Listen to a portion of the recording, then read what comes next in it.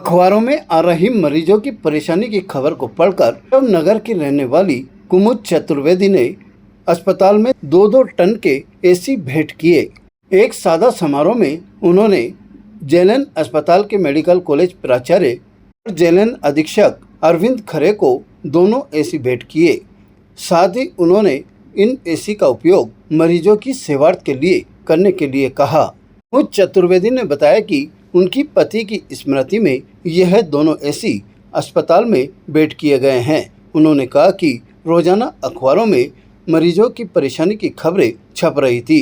इसे देखते हुए उन्होंने 2 एसी जेएलएन अस्पताल में भेंट करने का निर्णय लिया। साथ ही अन्य लोगों को भी ये संदेश दिया कि वह भी प्रेरणा ले और जेएलएन अस्पताल में मरीजों को हो रही दिक्कतों के लिए अपना सहयोग दे। मैं रोज अखबार पढ़ रही थी तो ऐसा लगता था कि अस्पताल में मरीजों को बहुत परेशानी हो रही है, तो मैंने सोचा अपने मन से ही कि क्यों ना हो कि ऐसे जितने मरीज परेशान हो रहे हैं तो थोड़ी सी मदद हम भी कर सकते हैं। तो बस मैंने अपनी इच्छा से ही अपने पति के स्वर्गीय पति की इच्छा से आज राकेश चंद्र चतुर्वेदी की यादगार में 2 एसी के अस्पताल को देने के लिए मैंने बस मैं ये चाहती हूँ भगवान और भी है, अगर मैं तो खुद सबको यही चाहूँगी भगवान सब करे सब कुछ रहे और किसी को परेशानी नहीं हो ऐसी और सबको प्रेरणा मिले तो हॉस्पिटल आगे बढ़े। भामाशाह हैं, उन्होंने आज इस जेएलएन अस्पताल को 2-2 टन के 2 एसी दिए हैं।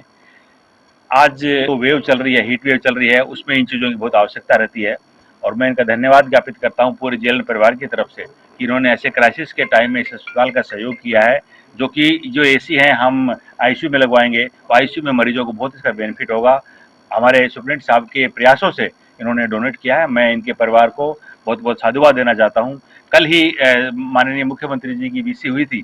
वीसी में उन्होंने कहा था कि भामाशाह को आप प्रेरित करो कि अस्पतालों में पानी पीने की, कूलर, ठंडे पानी की, एसी सभी की व्यवस्था करें। उसी कड़ी में आज उन्होंने दिया है। मैं इनको पूरे परिवार की तरफ से पुनः धन्यवाद देना चाहता हूं और उम्मीद करता हूं कि भविष्य में भी यह हमारे इस अस्पताल का सहयोग करेंगे। ताज़ा खबरों के लिए देखते रहें सरेराह न्यूज। अपना फ़ोन उठाएं और सब्सक्राइब करना ना भूलें।